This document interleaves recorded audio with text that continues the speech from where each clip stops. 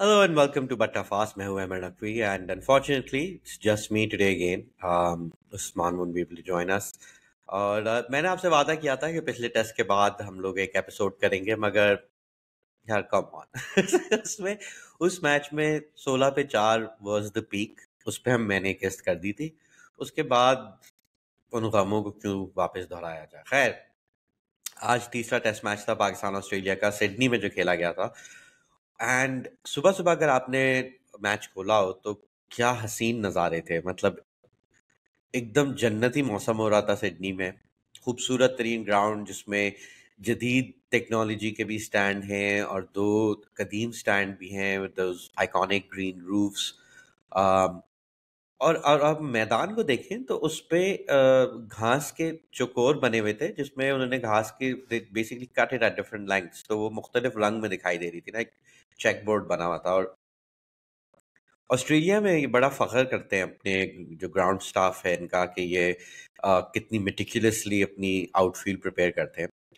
और ये level of attention to detail, ये मेरे ख्याल में एक बड़ी अच्छा मेटाफॉर है ऑस्ट्रेलिया की क्रिकेट के लिए भी. क्योंकि उन्होंने सुबह को ये बताया था कि पहले ओवर में आई थिंक बॉल कोई 3 डिग्री स्विंग हुई थी, दूसरे ओवर में 2.5 डिग्री हुई थी और तीसरे ओवर तक 1.5 डिग्री तक स्विंग होती, यानी कि सिर्फ 12 बॉलें थी जिसमें बॉल बहुत ज़्यादा स्विंग हो रही थी. एंड ऑफ कोर्स ऑस्ट्रेलिया ने हमारे दोनों ओपनर्स को डक पे आउट कर दिया. दोनों ने सिर्फ दो दो बॉलें खेली.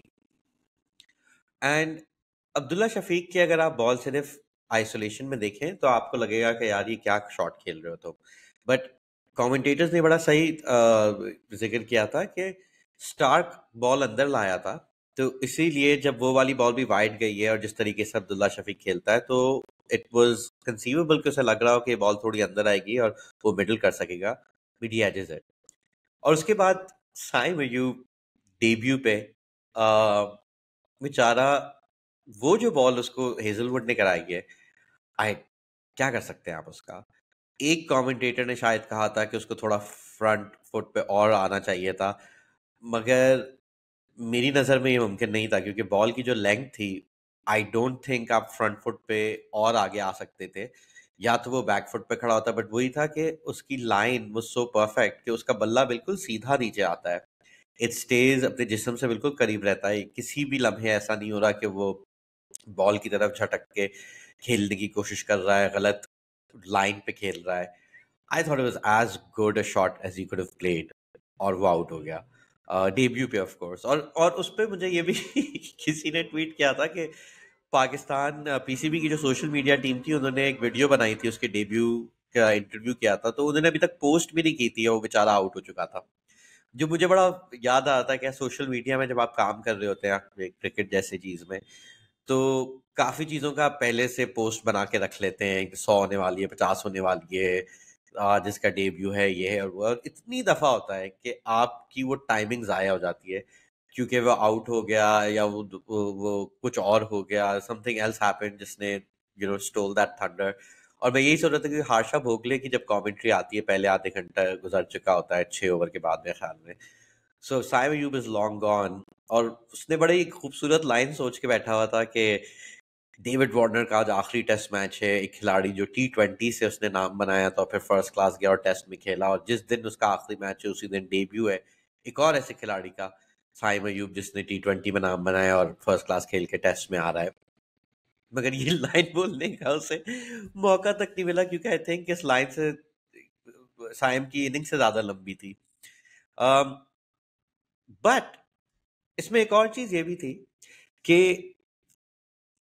इस पाकिस्तान का एक्चुअली अगर आप बैटिंग का रिकॉर्ड देखें ना, पिछले पिछले जो 3 दफा खेल चुका है सीरीज, तो it's actually pretty good.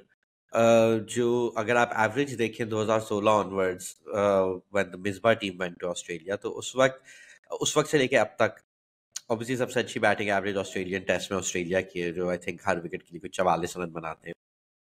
Then you have India who average 33.7. Pakistan number 3 पे.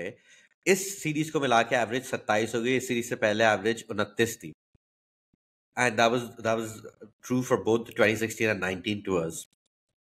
Pakistan is number 3, South Africa 26, New Zealand 26, England actually comes at the second last 24 पे. तो पाकिस्तान की बैटिंग का मसला नहीं रहा है, बट क्योंकि इतनी दफा इस किस्म के हालात हो चुके हैं कि आप सुबह 4 बजे उठे और आपने खोला है और देख रहे 2-4-0, you're like okay 2-4-0 isn't bad, और फिर एकदम से आपको ख्याल आता है कि ओ शिट ये ऑस्ट्रेलिया है, ये तो उल्टा स्कोर है यानी कि 0-2 हो चुका है अभी. अम, और ये जो ट्रॉमा है आई थिंक इसकी वजह से ना हम लोग बहुत ज्यादा गौर फिक्र करते हैं कि जी बैटिंग का क्या होगा, बाउंस वहाँ बहुत है, कौन खेलेगा कौन नहीं खेलेगा वगैरह वगैरह. मगर आई थिंक ये मुझे 2016 या 19 में अंदाजा हो गया था, और हमने बेसिस स्पेस यार पे बात की थी कि एक्चुअली पाकिस्तान की बैटिंग का इतना मसला नहीं रहा है जितना बॉलिंग का रहा है. और अगेन आई थिंक शायद 2010 में जो एक टेस्ट मैच जो ऑब्वियसली पाकिस्तान जीत सकता था सिडनी का, उसमें हमारी बॉलिंग बहुत शानदार थी और batting was one of the reasons one of the reasons not named Kamran Akmal that we lost that match. um, but I think यहाँ पे इनफैक्ट अगर आप बॉलिंग को कंपेयर करें तो अगेन जो जो क्या कहते हैं पिछले 8 साल में सबसे अच्छी टीम ऑस्ट्रेलिया है, दे एवरेज 26 पर विकेट एट होम. उसके बाद इंडिया 30 की एवरेज से, फिर South Africa 33, then is a big drop of England न्यूजीलैंड 42-47. Pakistan is averaging 56 runs per wicket in Australia, जो श्रीलंका के कंपेरेबल है जिन्होंने 58 रन पर विकेट लिए. They've just played 2 test matches, we played 8. और आई थिंक यही मसला बढ़ता रहा है एटलीस्ट पिछले टूर्स में. I would say even you know it's the story for. पिछले आधे घंटे से मैं यह एपिसोड रिकॉर्ड कर रहा था, and then I realized that about 7 minutes in, I had actually accidentally disconnected the mic. तो बाकी सब कुछ जो रिकॉर्ड हुआ वो मफल्ड. और क्योंकि एक दफा आपने पूरे भाषण दे दिए, फिर से पढ़ना, like you know the spontaneity is gone, the excitement is gone.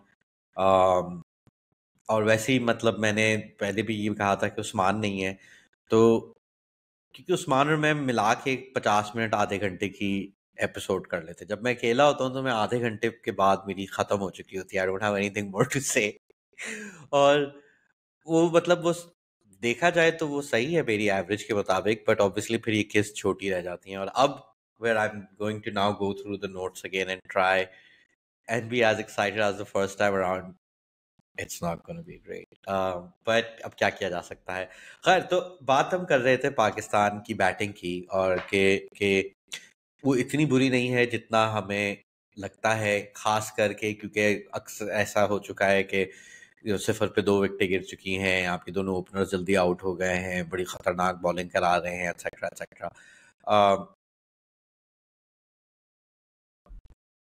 मगर बात वही है कि जो आपका, एक दफा फिर से मुझे डर लग रहा था माइक का कोई मसला हुआ है, बट हाँ, तो मैं ये कहता कि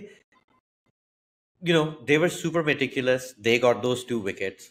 उसके बाद बाबर आजम खेलने आता है और वो दिखा रहे हैं कि एक्चुअली अब स्विंग खत्म हो गई है, बाउंस पिच पे इतनी नहीं है जितनी दूसरी पिच पे. और इस टूर के प्रीव्यू पे जो हमने किस्त की थी, तो मैंने किसी को कोट किया था कि वो कह रहे थे कि यार बाबर आजम के फैंस के मजे, वो 5-6 चौके मारेगा, उसकी एक रील बन जाएगी, वो वायरल हो जाएगी, बाद में वो रन करे या ना करे. और आज आई थिंक उसकी सबसे परफेक्ट अक्कासी थी, क्योंकि बाबर आजम ऑलमोस्ट सारे रन उसने चौकों में बनाए हैं, and just playing some beautiful cover drives. फौरन उनका एनालिसिस शुरू हो गया कमेंट्री में कि जी वो पहले 2 टेस्ट मैचेस में उसका अपना फॉरवर्ड प्रेस पे इतना एतमाद नहीं था, थोड़ा टेंटेटिव था, अभी बहुत ही अच्छी तरीके से खेल रहा है. और 8 ओवर ऐसे गुजरे और आपको लग रहा था कि यार बेचारे साइम और अब्दुल्ला मिस्ड आउट, क्योंकि यहाँ पे आप पहले 2-4 ओवर गुजार लेते तो उसके बाद तो धबाधब रन्स बनते हैं. हमारा दोस्त असद कह रहा था कि सिडनी में तो पाकिस्तानी बैटर्स कॉलर खड़े करके रन बनाते हैं. और बाबर उस वक्त तक तो लग रहा था ऐसे ही करेंगे. Then Cummins comes in. और कमिंस यार क्या मतलब, आप उसकी कितनी तारीफ करें. As a captain in particular world cup में, एक तो वो होता है कि वर्ल्ड कप में उसने हर दफा जब कोई अहम लम्हा था, जब कोई क्लच मोमेंट थी, the guy showed up. I think उसकी कप्तानी के बारे में एक कमेंटेटर ने कहा था कि वो बाकी सबको मौका देता है और उस वक्त मौका देता है जब उनके कामयाब होने का सबसे अच्छा चांस हो, right? So like he give the new ball to Starc because he knows Starc relies on swing etcetera. मगर जहां पे उसको ये अंदाजा हो जाता है कि नहीं, अब मेरी टीम को ब्रेक थ्रू की जरूरत है, तो वो अपने ऊपर जिम्मेदारी लेता है। Straight away Babar Azam is looking like $1 million। Cummins gets one to swing in, दो आवाजें आती हैं, लगता है बल्ले से पहले लगी है, रिव्यू लेना पड़ता है और प्लम्ब आउट है बाबर आजम। मतलब कि आई थिंक वो ऑस्ट्रेलिया की वैसे ही हम बात करते रहते हैं कि यार they play cricket the perfect way almost, right? And ये एक ऐसी चीज है कि मतलब आप इसे कैसे रेप्लिकेट करें कि आपका एक कप्तान है who always knows to rise to the occasion. जब जब भी जरूरत पड़ती है उसकी टीम को कुछ बड़ा करने के लिए, कुछ अहम करने के लिए, मैच बदलने के लिए, तो ये बंदा आके कर लेता है। और यहाँ पे इसने ये किया, then quickly he took this. Saud Shakeel को भी आउट कर दिया, 4 विकेटें गिर गई 1 घंटे के अंदर। वहां पे मैंने तो मैच को खैर बात कर दिया था, लाइक यार दिस इज डन।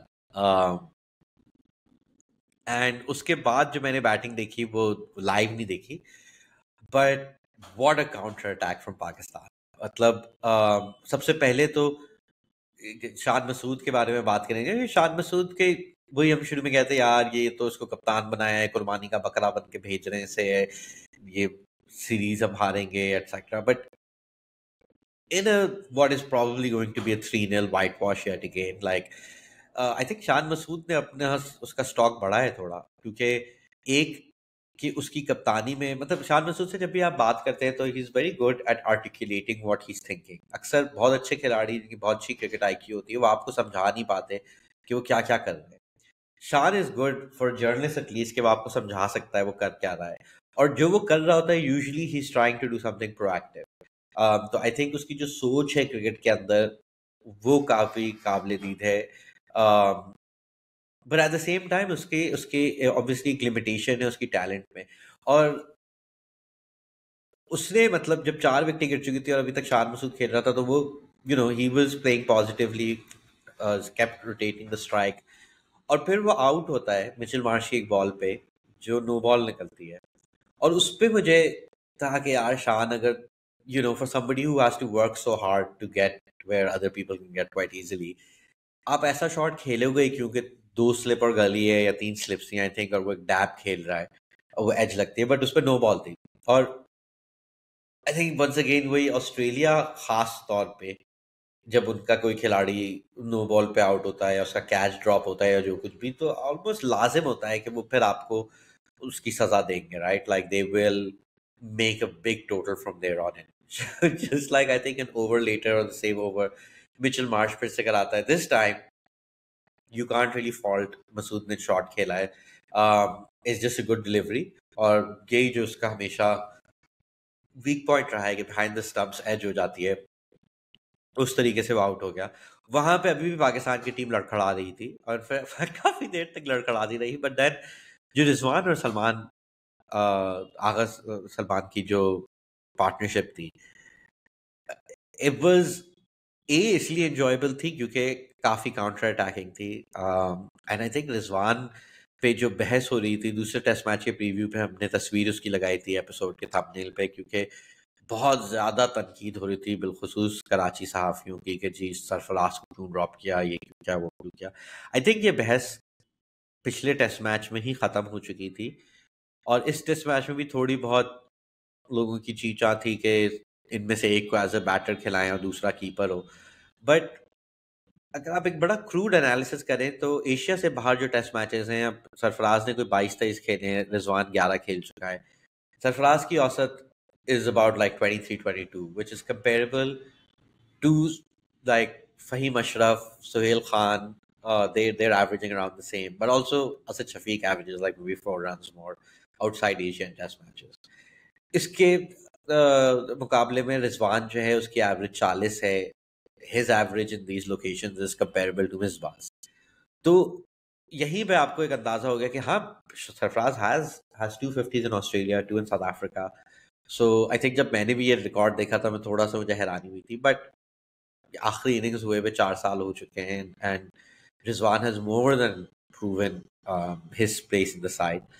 तो एक तरीके से आई एम ग्लैड कि अब इस पे हम बहस नहीं कर रहे। मे बी ये है कि होम टेस्ट पे आप सरफराज को खिला लें और अवे पे रिजवान को खिलाएं, but that's facetious. Just let's just end this argument over here. Agha Salman की आई थिंक अगेन मैं जब देख रहा था तो मुझे था कि यार I wish Usman was in this, because क्योंकि उस्मान की आई इज सो गुड कि अक्सर वो जो सोच रहा था, that's what the stats will tell you as well, he remembers certain details etcetera, और फिर मुझे आसानी होती है कि मैं अपनी जो भी अला फला बातें कर सकूं। तो ये जो मैं कहने लगा हूं, I am not 100% sure on it, I would have liked Usman to back me up, but आप लोग कमेंट्स में बताइएगा आपकी क्या राय है।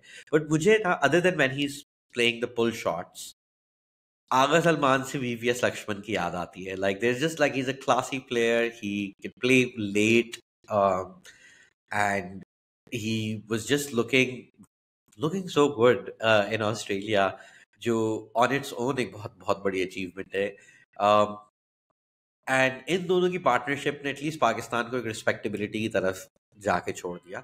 और वहां पे मतलब फिर आपके अगेन लोअर ऑर्डर की थोड़ी जल्दी विकेट गिरती है, Sajid Khan throws his bat around a bit, मगर पाकिस्तान 200 कुछ पे 9 था। और मैं सोच रहा था कि इतनी दफा ऑस्ट्रेलिया के साथ भी होता है, ना ही सिर्फ पाकिस्तान के खिलाफ, और टीमें भी, कि उनको बिल्कुल आप 9 विकेट तक गिरा चुके होते हैं, लगता है अब आप एक एक कंपेटिटिव टारगेट पे उन्हें महदूद कर देंगे, और फिर उनकी आखिरी विकेट या 9वीं विकेट जो है कोई रिकॉर्ड तोड़ पार्टनरशिप कर देती है। तो ये देखना ऑस्ट्रेलिया के खिलाफ होते हुए, दैट वाज अमेजिंग। क्योंकि आमिर जमाल और मीर हमजा दोनों आई थिंक नए, मोर और लेस नए बैटर्स थे जब ये पार्टनरशिप शुरू होती है। Obviously Mir Hamza was the new man in, और and it was amazing because अब Aamir Jamal having a series for the ages, right. इस मैच में शाहीन आफरीदी नहीं खेल रहा था, और बहुत ज्यादा हमारे साबिक खिलाड़ियों ने, वसीम भाई, वकार यूनिस ने बड़ी उसकी तनकीद की, which I felt was really unfair, क्योंकि पास से कंपेयर कर रहा है। पहली बात यही है कि अब 3 फॉर्मेट्स हैं और बहुत ज़्यादा क्रिकेट है, when includes franchise cricket as well. और इवन जो आप ये टेस्ट मैचेस वगैरह खेल रहे होते हैं, तो उसमें लाइक सब कुछ लोगों ने भी बात की थी कि इट्स नॉट ऑलवेज अबाउट आप कितने ओवर करा रहे हैं, बट ऑल्सो कि क्या first class matches, practice matches वगैरह में you're able to build up a stamina, that kind of mind frame। और इवन दो शाहीन की 8 विकेटें आई थिंक इस सीरीज में थी और 40 की औसत में थी, and so it was like, well, he's not really doing great, but you could tell he was coming into form। जो आखिरी इनिंग्स मेलबर्न में थी, ऑब्वियसली शुरू में 4 विकेटें जो ले ली थी इसने और मीर हमजा ने, but overall he looked in lot better rhythm. But I think कि सही चीज की रेस्ट लेना, बहुत अरसे से शाहिद आफरीदी को रेस्ट करने की जरूरत थी। बट उसमें ये भी ताज्जुब बात ये थी कि एक तरफ शाहीन की 40 की औसत थी, but Aamir Jamal, who's actually a top wicket taker, his average is in the mid 20s, which is comparable to the Australians। तो एक तरफ ये बंदा बॉलिंग भी सही करा रहा है, और ना उसने दूसरी दफा अब एक बहुत जबरदस्त इनिंग्स खेली है। और इसमें खास तौर पे क्योंकि Australians, I hate to say this, but it's they play cricket in the most kind of dominant, मैं ये नहीं कहना चाहूंगा कि सही तरीके से खेलते हैं, खेलने के बहुत तरीके हैं, बट ऑफकोर्स सबसे सक्सेसफुल तरीके से खेलते हैं। और एक चीज की ये बहुत बात करते हैं कि जी आपकी पॉजिटिव इंटेंट होनी चाहिए, आप बॉल छोड़ भी रहे हैं तो उसमें बड़ा आपको अपनी इंटेंट दिखानी चाहिए। जिक्र कर रहे थे कि बाबर आजम का, जो मैंने पहले भी कहा था कि वो अपना पहले 2 मैचेस में फ्रंट प्रेस जो था उसमें इंटेंट नहीं दिखा रहे थे, शायद इसीलिए वो 2 दफा जो बोल्ड हुए उसकी वजह ये थी। तो द काइंड ऑफ एटीट्यूड, नीयत आप लेके आते हैं किसी भी बैटिंग और किसी भी मैच में, पर खास तौर पे आई थिंक ऑस्ट्रेलिया में, जहाँ पे आपके ऊपर इतना प्रेशर भी होता है टेस्ट मैचेस में, you have to play very positively. अब हम देख रहे हैं शान मसूद को लोग कह रहे हैं यार ये घुमाई जा रहा है, उससे रन नहीं बन रहे, बट इट्स एक्चुअली उसका एग्रेसिव स्टाइल से पाकिस्तान को at least I think quite a few times, जहाँ पे बहुत बुरे हालात हो सकते थे, हम थोड़ा सा काउंटर अटैक करके बचे, बट अगेन एक लिमिटेशन रही है। आमिर जमाल तो व्हाट अ रेवलेशन, मतलब उसकी उसकी अगर आपने सेलिब्रेशन देखी होगी 50 पे, तो जो फ्लेक्स कर रहा था, और वो उसने बाद में प्रेस कॉन्फ्रेंस में कहा कि मुझे पता था कि यहाँ पे बाउंसर ये कराएंगे, खासतौर पे लोअर ऑर्डर को, और मेरा इरादा था कि मैं इनको इस दफा अटैक करूंगा। and it was glorious to see. They've packed the leg side, and he is pulling it in front of square. He's getting it for six. Um, यही मैं बात करता था कि ये ऐसी ऐसी एक इरिटेटिंग तरीन इनिंग्स आप ऑस्ट्रेलियंस को खेलते हुए देखते हैं। ऑस्ट्रेलिया खेला, ऑब्वियसली ऑस्ट्रेलिया जब करता है तो वो होता है कि वो 300 पे नौते और फिर 450 500 पे खत्म करते हैं। बाकी टीमें जैसे पाकिस्तान 200 पे नौ के 300 ले जाए। But considering the start we had, जो पहला घंटा घंटा था, जो ऑब्वियसली आप 2-0 हार चुके हैं, मतलब जब साउथ आउट हुआ था तो मुझे लग रहा था कि यार इन बेचारों का एक ऑस्ट्रेलियन टूर यही करता है आपके साथ कि आपको मेंटली तबाह कर चुका होता है, अपने नफसियाती तौर पे आप ज़ाया हो चुके होते हैं। हर वक्त इतनी, और ये तो कोई भी ऑस्ट्रेलियन टूर, बट ये बिलखुसूस मेरी नज़र में I think the best Australian attack ever. इसके खिलाफ खेलना बहुत बहुत मुश्किल काम है। एंड आमिर जमाल की इनिंग्स में एक चीज यही आपको दिखाई दे रही होती है कि एक बड़ी आज़ादी के साथ वो खेल रहा है, और बहुत मुश्किल है आज़ादी के साथ खेलना, क्योंकि ऑब्वियसली जैसे कि अब्दुल्ला शफीक प्रोबेबली आज wanted to play with freedom and he tries to take on the first ball, the second ball he faces, और एक तरीके में मतलब यही होगा, अगर आप इंटेंट दिखाने की कोशिश करेंगे तो आपके आउट होने का भी चांस ज्यादा बढ़ जाएगा, या जल्दी आउट होने का, you're just offering more chances. But when it goes right, it goes like what Amir Jamal did today. And so, and he's having a series for the ages. But जो दुख यही है कि अब पाकिस्तान एक साल के लिए टेस्ट नहीं खेलेगा। जब ये सीरीज खत्म होगी तो ये बड़ा एक हॉट नाम होगा, लोग कहेंगे ऐसे वनडे में लाओ, T20 साइड में लाओ, PSL में खिलाओ, ये करो वो करो, जो ऑब्वियसली इंशाल्लाह वो वहाँ भी अच्छा करे, बट एटलीस्ट जो इस सीरीज में उसकी स्ट्रेंथ है उनका इतना इस्तेमाल वहाँ नहीं होगा। और फिर बहुत लाइकलीहुड है कि जी वो आपके सेटअप से बाहर निकल जाए, और अगली एक साल बाद जब आप टेस्ट मैच खेलने आए तो आप आमिर जमाल को नहीं खिला रहे होंगे। जबकि आई थिंक कि मॉडर्न टेस्ट क्रिकेट में, किसी भी टेस्ट क्रिकेट में, आई थिंक मॉडर्न क्रिकेट में एक ऑलराउंडर आपकी साइड में होना एक बहुत बहुत अहम चीज़ है, क्योंकि फिर उससे आपकी बैटिंग और बॉलिंग लाइनअप्स में बड़ी वर्सेटिलिटी आ जाती है, आपके पास बहुत ज़्यादा डिफरेंट ऑप्शंस आ जाते हैं। Man Aamir Jamal is offering you that at this moment, but ये कब तक चलेगा? वही क्रिकेट क्रिकेट का अपना एड हॉक स्टूपिड सा स्केड्यूल है, तो अब आइंदा वो जब 12 महीने मैच बाद जब मैच खेलेगा तो शायद वो कुछ कर पाए। But absolutely incredible from him. What a series, what a tour he's had, and amazing to see like someone like him emerge. Because ऐसा नहीं है कि उसके अंदर कोई बड़ा एक नया स्किल या टैलेंट थी या जो कुछ भी। I think it's just really ये सब यू नो किसी भी स्पोर्ट्स में जो टॉप इंटरनेशनल या व्हाटएवर बेस्ट एथलीट्स होते हैं, तो उनका जो बेस लाइन भी होता है वो एक ऑर्डिनरी बंदे से बहुत बहुत कई गुना ज्यादा आगे है, राइट? तो वो जो चीजें कर पाते हैं वो आप नहीं कर सकते, बट उनके दरमियान में ऑब्वियसली फिर दैट डिफरेंस इज ह्यूज।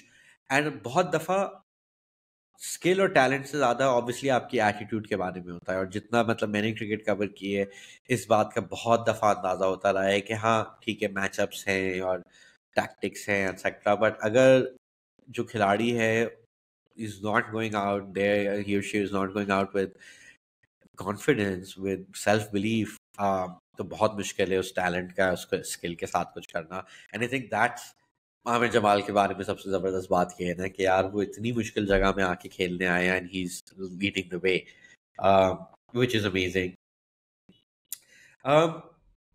उसके बाद में जो था, एक मेरे नोट्स में था कि जब ऑस्ट्रेलिया की बैटिंग आई तो पाकिस्तान ने फिर उन्हें गार्ड ऑफ ऑनर दिया, और मैं यही सोच रहा था कि ये कौन, who arranges this?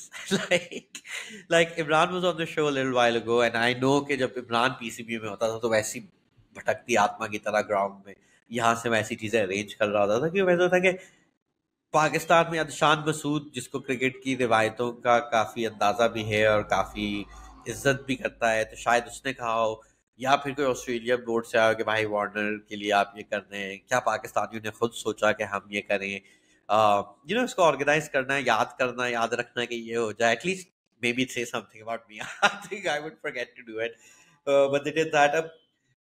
And I think Warner का ये आखिरी टेस्ट मैच है, उसके होम ग्राउंड पे है। सीरीज से पहले मिचेल जॉनसन ने बड़ी तनकीद की थी कि इसे फेयरवेल टेस्ट मिलना भी नहीं चाहिए क्योंकि इसकी टीम में जगह नहीं बनती।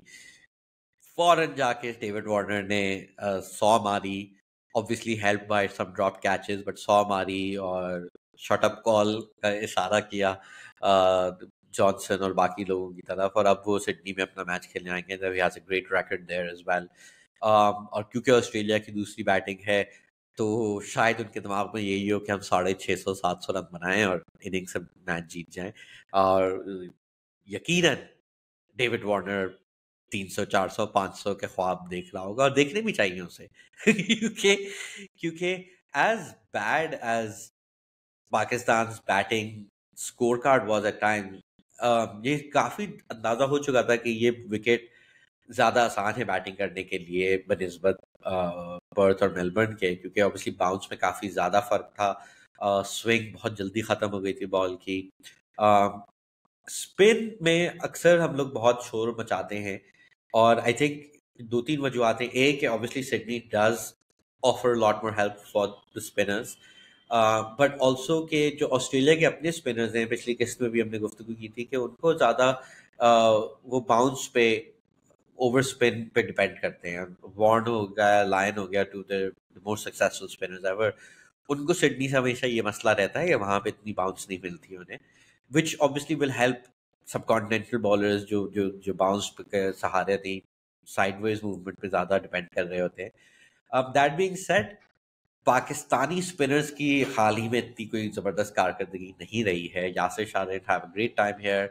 कैनेडिया पिक्ड अप विकेट्स, बट काफी रन शन भी पड़े, बट तब भी आई थिंक उसने कोई 28-29 की औसत पे ली थी, which isn't bad. And then जो आखिरी दफा हमने ऑस्ट्रेलिया में मैच जीता था, तो उसमें Mushy had a 10 for in the match. I think Saqlain ने भी खेला था, he didn't bowl that well, उसकी फिगर्स इतनी जबरदस्त नहीं थी. बट जितना आई थिंक चर्चा होता है कि जी, जैसे असद की भी बात करता है ना, कि वो कह रहा था कि हम यहाँ पे सिडनी में कॉलर खड़े करके रन बनाते हैं, और बॉलिंग तो सब कॉन्टिनेंटल पिच की तरह है. और आई थिंक मेरे दिमाग में भी ये थोड़ा सा था, but it's it's not been that great for us, for our spinners or for really any sort of bowler, right? और इसीलिए मुझे ये है कि हाँ ठीक है, कुछ लम्हात आएंगे शायद 150 पे 6 हो जाएं या वो हो जाए, बट आई थिंक एक तो डेफिनेटली कैच ड्रॉप होंगे. It's just that's just how it goes for us in Australia. I think कि उसके अलावा वही कि आपको अगर कोई कामयाबी मिलेगी भी, तो उसमें बड़ा ज़रूरी होता है कि as a bowling pack, as a bowling attack आप एक साथ बॉलिंग कराएं. उसका यही मतलब कि अगर सब विकेट भी ना ले रहे हो, तो आपने रन्स रोके हुए हो, आप ज़्यादा मौके नहीं दे रहे हो बैटर्स को कि अपने वो जो पसंदीदा शॉट्स हैं वो खेलें. और आई थिंक अभी तक पाकिस्तान ने कुछ like spells, may be a session और सो, ऐसी कारकर्दगी दिखाई है, बट हर दफा उसमें वही होता है कि कोई ना कोई कंसंट्रेशन लैप्स की वजह से, चाहे वो कोई रन आउट का मौका हो, यूजुअली कैच होता है, या इवन फील्ड आपने कहाँ सेट की हुई है, शॉर्ट लेग या कवर स्लीमेड ऑन वगैरह पे कोई नहीं खड़ा किया था, कैच मिस हो जाते हैं, डीआरएस का कोई मसला हो जाता है. सो आई थिंक, आई होप कि पाकिस्तान ऐसा कुछ कर सके, मगर मुझे बिल्कुल भी इसकी तवक्कुआत नहीं है. और मेरा यही total expectation है कि Australia is going to bat all day tomorrow, possibly a lot of day after as well. वो मेरे ख्याल में सोच रहे होंगे कि हमें एक दफ़ा ही बैटिंग करनी है इस पिच पे. और जैसा कि हमने जिक्र किया, शाहीन खेल नहीं रहा है. कितना उसका हमें उसकी कमी महसूस होगी, आई थिंक ऑन पेपर तो आपको बहुत ज़्यादा लगता है, मगर बाकी भी लोगों ने अच्छी बॉलिंग कराई है. Shaheen wasn't going that well, but still I feel कि आपका सबसे तजुर्बेकार बॉलर, आपके अटैक का लीडर जब वो नहीं खेल रहा हो, तो उसमें फ़र्क तो पड़ेगा. और उसके लिए बड़ा ज़रूरी था कि आज जो पाकिस्तान ने टॉस जीत के बैटिंग की, तो उसमें बैटिंग की जितनी एडवांटेज ले सकते हैं ले लें. अब आई थिंक मैच के शुरू पे अगर कहा जाता कि 313 बनाते तो ठीक है, थोड़ी मायूसी होती, मगर कहते कि हाँ हम ले लेंगे. बट आपको यही अंदाजा हो रहा है कि एक्चुअली बैटिंग करना इतनी मुश्किल नहीं थी, और आपके लोअर एंड ने एक दफ़ा फिर, लोअर ऑर्डर ने एक दफ़ा फिर से इतने ज़्यादा रन्स बनाए, तो यानी कि टॉप ऑर्डर भी काफ़ी बेहतर खेल सकता था, वो नहीं हुआ. और 300 is not a target that's going to trouble Australia at any point. I would totally foresee them overtaking us with just maybe 2-3 wickets down. तो उससे आगे क्या होता है आई थिंक उस मुझे ज्यादा उम्मीद नहीं है, बट आई थिंक पिछले मैच की तरह अगर हमें चंद लम्हात मिल जाए, कोई स्पेल मिल जाए, एक सेशन मिल जाए, मेरे लिए ये बहुत है. So this is now the second time that I've been doing this. I hope इस दफा रिकॉर्डिंग सही जाए, और आई होप कि आगे देखिए अगर अच्छा खेल रहे होंगे तो मैं और किस्तें करने की कोशिश करूंगा, वरना come back to you when Pakistan has lost this match. जो probably I would imagine day 4 तक तो खिंच जाएगा मैच, थोड़ा सा ही मे बी एक सेशन डे 4 का, 2 सेशन, बट डे 4 तक तो चला जाएगा, तो प्रॉब्ली उस वक्त आपसे फिर से मुलाकात होगी. बट शो देखने का बहुत बहुत शुक्रिया, आप ही की वजह से इसको वापस करने की हिम्मत मिलती है. Comment, like, subscribe, whatever. Take care, खुदा हाफिज.